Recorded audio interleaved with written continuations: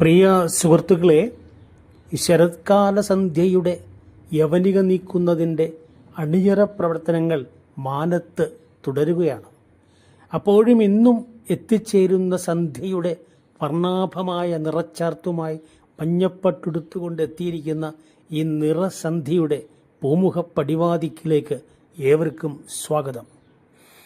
മലയാളിയുടെ ദേശീയ ഉത്സവത്തിന് ഇനി 3 രാവുകൾ മാത്രം ബാക്കി നിൽക്കെ നമുക്കെല്ലാം ഒരു മനോഹര ഉത്രാട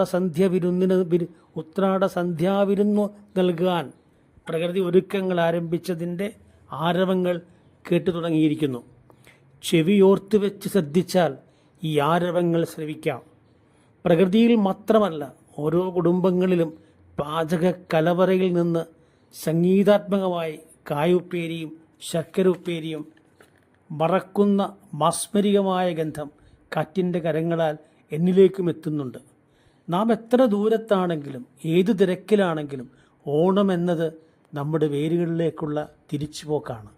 ആകാശത്തുയരുന്ന ഉത്രാട നിലാവിൻ്റെ വെള്ളിയൂഞ്ഞാലിൽ കയറി ഇന്നലകളിലെ ബാല്യകാല സ്മരണകളിലേക്ക് നമുക്ക് ഊഞ്ഞാലാടാം, അല്ലേ?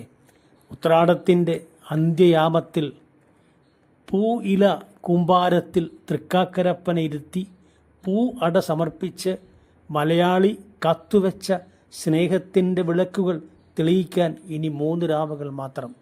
തിരുവോണ പൊന്നിനെ വരവേൽക്കാൻ നിങ്ങളോടൊപ്പം ഞാനും പാടുകയാണ് സ്നേഹത്തിൻ്റെയും സമൃദ്ധിയുടെയും ഓണപ്പാട്ടുകൾ. എൻ്റെ പ്രിയപ്പെട്ട ശ്രോതാക്കൾക്കെല്ലാം ഹൃദയം നിറഞ്ഞ ഓണാശംസകൾ നേരുന്നു. ഇന്നിവിടെ കാലം ഒരുക്കിയ സ്മരണകളുടെ കൽവിളക്കിൽ കാവ്യഗന്ധർവൻ്റെ മറ്റൊരു പ്രണയഗീതത്തിൻ്റെ തിരികൊളുത്തുകയാണ്. നിലയ്ക്കാത്ത ചലനങ്ങൾ എന്ന ചിത്രത്തിൽ കോളേജ് കുമാരന്മാരുടെ ഹൃദയത്തിൽ വിരുന്നുവന്ന പ്രണയത്തിൻ്റെ അടങ്ങാത്ത യൗവനത്തിൻ്റെ പ്രസരിപ്പും പ്രകൃതി സൗന്ദര്യവും ഇടവകപ്പള്ളിയിലെ മണിനാദവും ഇഴചേർന്ന് വയലാർ പ്രണയഗീതത്തിൻ്റെ വരികളിലൂടെ കടന്നുപോകുന്നതാണ് ഇതിൻ്റെ പശ്ചാത്തലം. നമുക്ക് ഈ ഗാനത്തിൻ്റെ നമുക്ക് നോക്കാം. നമ്മൾ ഈ ദേവീ ദേവന്മാരുടെ സഹസ്രനാമ ചൊല്ലുന്നതിൽ കൂടി അവരുടെ രൂപലാവണ്യത്തെ പ്രശംസിക്കുകയും സവിശേഷ സ്വഭാവങ്ങളെയും ഓർമ്മിപ്പിക്കുന്നതിലൂടെ നമ്മളിൽ ഉറങ്ങിക്കിടക്കുന്ന ആത്മീയ ചേതനയെ ഉണർത്തുന്ന ഒരു ഉപാധിയാണ് സഹസ്രനാമ ജപം. ഇതുപോലെ കോളേജ് കാമുകൻ തൻ്റെ പ്രണയിനിയെ വിവിധ നാമപുഷ്പങ്ങളാൽ പൊതിഞ്ഞ് അവളിലെ പ്രണയചേതനയെ ഉണർത്തുകയാണ് പല്ലവിയിലും അനുപല്ലവിയിലും ചരണത്തിലും കൂടി കവി വളരെ ലളിതഭാസ്വരമാക്കി വിവരിക്കുന്നത്. നമുക്ക് നോക്കാം. ഈ പ്രണയഗീതത്തിൻ്റെ രസമാണ്. പ്രിയം വദയല്ലയോ പറയുകയില്ലയോ. നോക്കൂ, നീ പ്രിയംവദയല്ലേ? ആരാ പ്രിയംവദ? ഈ മഹാകവി കാളിദാസൻ്റെ ശകുന്തളയുടെ പ്രിയ സഖിയുടെ പേര് പ്രിയംവദ എന്നായിരുന്നു. എന്നാൽ ഇവിടെ പ്രിയംവദക്ക് മറ്റൊരർത്ഥമുണ്ട്. എന്നാൽ മധുരമൊഴിയുള്ളവളാണ് അവൾ. ആരിലും ശ്രവണ സുഖം തരുന്ന മധുരഭാഷിണിയാണ് പ്രിയംവദ, അല്ല? അപ്പോൾ ഇവള് വളരെ മധുരമായി സംസാരിക്കുന്ന കുട്ടിയാണ്. അടുത്തതോ, പ്രണയസ്വരൂപിണിയല്ലയോ എൻ്റെ പ്രിയതമയാവുക ഇല്ലയോ. നീ പ്രണയസ്വരൂപിണിയാണ് എന്ന് വെച്ചാൽ പ്രണയത്തിൻ്റെ എല്ലാ ഭാവതലങ്ങളിലും പൂത്തു നിൽക്കുന്ന പ്രണയസ്വരൂപിണിയാണവൾ, അല്ലേ? ഒന്ന് നോക്കൂ, എന്ത് രസമാണല്ലേ. അടുത്ത വരിയോ, പ്രിയതമയാവുകയില്ലയോ. നീ എൻ്റെ ജീവിത സഖിയാകുകയില്ലേ?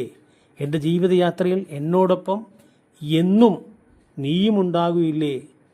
ഇവിടെ ശരിക്കും പറഞ്ഞാൽ ഈ കാമുകൻ പുഷ്പശരങ്ങളാലുള്ള വിശേഷങ്ങളാൽ പെണ്ണിനെ പൂർണ്ണമായും അനുരാഗിണിയാക്കി മാറ്റുകയല്ലേ. ഈ പണ്ടൊക്കെ പറയാറില്ലേ, വയലാറിൻ്റെ പാട്ടുണ്ട്, പ്രേമിച്ചു നിന്നെ ഞാനൊരു ദേവശ്രീയാക്കും. കേട്ടില്ലേ? ഇന്നലകളിൽ വയലാർ എഴുതിയതാണ് ഈ പാട്ട്. ഓർത്തുപോവുകയാണ് നമ്മളിതൊക്കെ, അല്ലേ? അപ്പോൾ വയലാറിൻ്റെ കാലഘട്ടത്തിൽ മലയാളി പെൺകുട്ടികൾ ദേവശ്രീകളായി മാറിയിട്ടുണ്ടാവും. നമ്മൾ അനുപല്ലവിയിലേക്ക് വന്നാലോ? അതിലും അനുപല്ലവി കാവ്യബിംബങ്ങളാൽ പെൺകുട്ടിയുടെ അഴകിനെ അതിഭാസ്വരമാക്കിയിരിക്കുകയാണ് കവി. നമുക്ക് നോക്കാം. അഴകിൻ്റെ പൂവനം അസുലഭയൗവനം. അഴകിൻ്റെ പൂവനമാണ്. അഴകിൻ്റെ പൂവനം വെച്ചാൽ അസുലഭകാന്തിയോട് ശോഭിക്കുന്ന എന്ന് വെച്ചാൽ ഒരിക്കൽ മാത്രം വന്നു ചേരുന്ന നിൻ്റെ യൗവനമാണ്. അസുലഭ യൗവനമാണ്. ജീവിതത്തിൽ യൗവനം ഒരു പെൺകുട്ടിക്ക് ഒരിക്കലുണ്ടാവുള്ളൂ അല്ലേ? അപ്പോൾ ഒരിക്കൽ മാത്രം വന്നു ചേരുന്ന നിൻ്റെ യൗവനവും അതുപോലെ ഈ പൂന്തോട്ടത്തിൽ പൂത്തു നിൽക്കുന്ന അഴകിൻ്റെ പൂവനവുമാണ് നീ അല്ലേ? അങ്ങനെ അഴകിൻ്റെ പൂവനമായിട്ടുള്ള നീയാണ്. അത് ഒരിക്കൽ മാത്രം വന്നു ചേരുന്ന നിൻ്റെ യൗവനവും ഇതെല്ലാം എനിക്കല്ലയോ എന്ന് ചോദിക്കുകയാണ്. അത് മാത്രമോ? അതിലുള്ള പൊയ്കയിൽ വിരിയുന്ന പൂക്കളും അരയന്നങ്ങളും എനിക്കല്ലയോ എനിക്കല്ലയോ. അത് അതിഗംഭീരമായിട്ടല്ലേ? നിൻ്റെ യുവത്വം തുളുമ്പുന്ന അഴകിൻ്റെ പൊയ്കയിൽ കേട്ടോ, നിൻ്റെ യുവത്വം തുളുമ്പുന്ന അഴകിൻ്റെ പൊയ്കയിൽ പ്രണയപരാഗത്തിൽ വിരിഞ്ഞു നിൽക്കുന്ന പുഷ്പങ്ങളും അതിനെ തേടി വരുന്ന ചിത്രശലഭങ്ങളും വണ്ടുകളും എനിക്ക് മാത്രമുള്ളതല്ലേ. ഇവിടെ ചിത്രശലഭങ്ങളെ അരയന്നങ്ങളാക്കി രൂപകൽപ്പന ചെയ്തിരിക്കുകയാണ് കേട്ടോ. എന്തൊരു മനോഹരമായ കാവ്യ ബിംബങ്ങളായാണ് നമ്മുടെ ഈ അനുപല്ലവിയെ ചേതോഹരമാക്കിയിരിക്കുന്ന കവിയല്ലേ? ഒന്ന് ആലോചിച്ച് നോക്കൂ. അതിലുള്ള പൊയ്കയിൽ, നിൻ്റെ യുവത്വം തുളുമ്പുന്ന പൊയ്കയിൽ കേട്ടോ, ആ അഴകിൻ്റെ പൊയ്കയിൽ പ്രണയപരാഗത്തിൽ വിരിഞ്ഞു നിൽക്കുന്ന പുഷ്പങ്ങളും അതിനെ തേടി വരുന്ന ചിത്രശലഭങ്ങളും വണ്ടുകളും എനിക്ക് മാത്രമുള്ളതല്ലേ ചോദിക്കുമ്പോൾ എന്തൊരു കാവ്യബിംബങ്ങളാൽ താൻ പ്രേമിക്കുന്ന പെൺകുട്ടിയെ ഇങ്ങനെ പൂകൊണ്ട് പൊതിയല്ലേ അല്ലേ? എന്ത് രസമാണല്ലേ? നമുക്ക് ചരണത്തിലേക്ക് വരാം. ഇടവക പള്ളിയിൽ ഇനിയൊരു സന്ധ്യയിൽ വരുകില്ലയോ തങ്കം വരുകില്ലയോ. ഇടവക പള്ളിയിൽ വളരെ നല്ല മനുഷ്യനാണ് അദ്ദേഹം. കാരണം ഈ സാമൂഹ്യപരമായിട്ടും സാമുദായികമായിട്ടും നിലനിൽക്കുന്ന ആ ഒരു വിശ്വാസങ്ങളുടെ പുറകെ പോകുന്ന ആൾ മാത്രമാണ് കാമുകൻ. ഒരു സന്ധ്യയിൽ നമ്മുടെ ഇടവക പള്ളിയിൽ തങ്കം വരികില്ലയോ എന്നാണ്. തങ്കമെന്നാണ് പറയുന്നത്. കാമുകൻ സ്നേഹത്തിൻ്റെ തങ്കനൂലിൽ കോർത്ത വാക്കുകളാണ് ഉപയോഗിക്കുന്ന പെൺകുട്ടിയെ. എന്തൊരു ഭാവമാണല്ലേ? എന്തൊരു സംസ്കാര സമ്പന്നമായ പദപ്രയോഗമാണ് തൻ്റെ ഹൃദയേശ്വരിക്ക് വേണ്ടി അദ്ദേഹം ഉപയോഗിക്കുന്ന വാക്കുകളൊക്കെ. ഒരു കാലഘട്ടത്തിൻ്റെ ഏറ്റവും വലിയ സംസ്കാര സമ്പന്നതയെ പ്രകടമാക്കിയല്ലേ കവി ഇതിൽ കൂടി? ആലോചിച്ച് നോക്കൂ. ഇപ്പോൾ സ്നേഹത്തിൻ്റെ തങ്കനൂലിൽ കോർത്തിരിക്കുന്ന വാക്കുകളാണ്. അവർ തങ്കം വരികില്ലയോ. പിന്നെയോ അവിടെ വന്ന് നിൻ്റെ മുഖത്ത് വിരിയുന്ന പ്രണയമധുരമായ ലജ്ജയുടെ ആണ് പറഞ്ഞ അടുത്ത വരി. മധുരമാം ലജ്ജയിൽ മയങ്ങി നിന്നങ്ങനെ മനസമ്മതം നീ തരുകില്ലയോ നീ തരുകില്ലയോ. നിൻ്റെ മുഖത്ത് വിരിയുന്ന പ്രണയമധുരമായ ലജ്ജയിൽ മതിമറന്ന് അല്ലേ എൻ്റെ ജീവിത സഖിയായി മാറുവാൻ മനസ്സമ്മതം നീ തരികില്ലേ ചോദിക്കുകയാണ്. ഇതൊരു മനോഹരമാണല്ലേ? അപ്പോൾ വളരെ വളരെ വളരെ നല്ല രീതിയിലുള്ള ഒരു കാമുകനാണ് അദ്ദേഹം ഈ പെൺകുട്ടിക്ക് വേണ്ടി ഈശ്വരൻ കൊടുത്തതെന്ന് ആലോചിക്കണം അല്ലേ? ഇവിടെ അതിഭാസ്വരമാം കലാലയ വീഥിയിൽ ഉദയം കൊണ്ട പ്രണയോപനിഷത്തിൻ്റെ നായികയെ വിശ്വാസത്തിൻ്റെ തിരികൊളുത്തി വെച്ച പരിശുദ്ധ പള്ളി അങ്കണത്തിലേക്ക് അല്ലേ എൻ്റെ പ്രിയതമയായി എൻ്റെ പ്രിയതമയായിടാൻ മനസ്സമ്മതം നൽകുവാൻ കാമുകൻ തൻ്റെ പ്രിയതമയെ ക്ഷണിക്കുന്നതോടെ ഈ പ്രണയഗീതം ഇവിടെ പരിസമാപ്തിയിലേക്ക് കവി എത്തിക്കുകയാണ്. ഈ വയലാറിൻ്റെ കാലഘട്ടത്തിൽ ഈ സംസ്കാര സമ്പന്നമായ യുവഹൃദയങ്ങളുടെ ഉന്നത നിലവാരം പുലർത്തുന്ന ജീവിത വീക്ഷണത്തെയല്ലേ ഈ പ്രണയഗീതത്തിൽ കൂടി കവി പ്രകടമാക്കുന്നത് അല്ലേ? നമുക്ക് ഇന്നിവിടെ പിരിയാണ്. ഈ കാവ്യവിരുന്ന് ഇഷ്ടപ്പെട്ടാൽ സബ്സ്ക്രൈബ് ചെയ്യണം, ലൈക്ക് ചെയ്യണം, ഷെയർ ചെയ്യണം, കമൻറ്റ് ചെയ്യണം. എല്ലാവർക്കും ഗുഡ് ബൈ നേർന്നുകൊണ്ട് ഈ ഗാനം ഒന്ന് ആലപിക്കട്ടെ. പ്രിയം വദയല്ലയോ പറയുകയില്ലയോ പ്രണയസ്വരൂപിണിയല്ലയോ എൻ്റെ പ്രിയതമയാവുകയില്ലയോ.